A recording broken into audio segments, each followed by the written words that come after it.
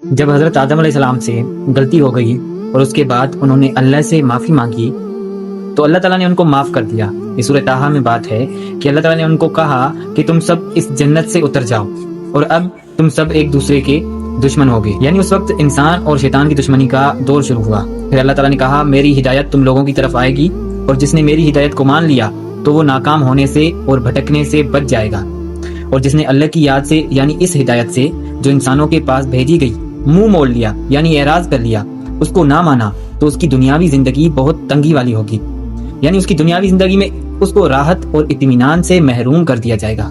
اور ایسے شخص کو جو اللہ کی ہدایت کو نہیں مانتا اس کو قیامت کے دن اندھا کر کے اٹھایا جائے گا۔ پھر وہ شخص اللہ تعالیٰ سے کہے گا اے میرے رب، آپ نے مجھے اندھا کر کے کیوں اٹھایا تھا، جبکہ میں دنیا کی زندگی میں تو آنکھوں والا تھا اور دیکھتا تھا۔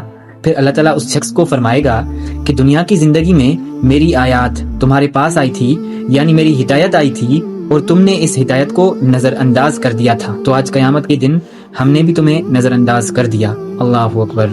ذرا آپ سوچیں، اگر کوئی شخص آنکھوں والا ہے، اسے آنکھوں کی روشنی چھین لی جائے اور اس کو اندھا کر دیا جائے تو اس کی کیا حالت ہوگی؟ ہم اس چیز کو تصور بھی نہیں کر سکتے کہ کیا ہوگا۔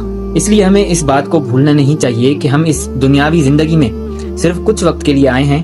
جب ہمارا وقت پورا ہوگا ہمیں واپس بلایا جائے گا، اور اس کچھ وقت میں ہمارے اوپر کچھ ذمہ داریاں لگائی گئی ہیں۔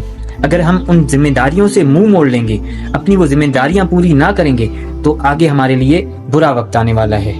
اور پھر جتنا وقت ہم نے گزارا ہوگا اس دنیا میں، اس کے بارے میں ہم سے پوچھا جائے گا کہ کس نے اچھائی میں گزارا اور کس نے برائی میں گزارا، کس نے اپنی ذمہ داریاں پوری کی، کس نے نہیں کی۔ دیکھیں، اچھائی اللہ تعالیٰ کی طرف سے ہے اور برائی شیطان کی طرف سے ہے۔ اگر برائی ہو جائے تو اللہ تعالیٰ سے توبہ کر لیجئے، اگر لوگوں کے ساتھ زیادتی کر لی ہے تو ان سے معافی مانگ لیجئے، پتہ نہیں کسی کا وقت کب آ جائے اور ہمیں معافی تک نصیب نہ ہو۔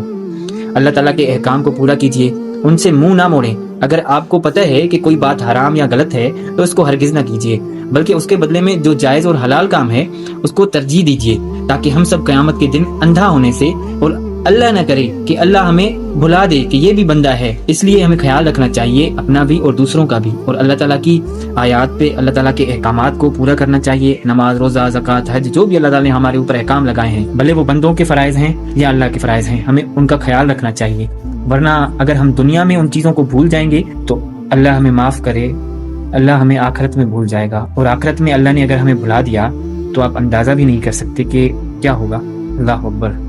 اللہ تعالیٰ ہمیں توفیق دے۔ وما علینا الا البلاغ المبین۔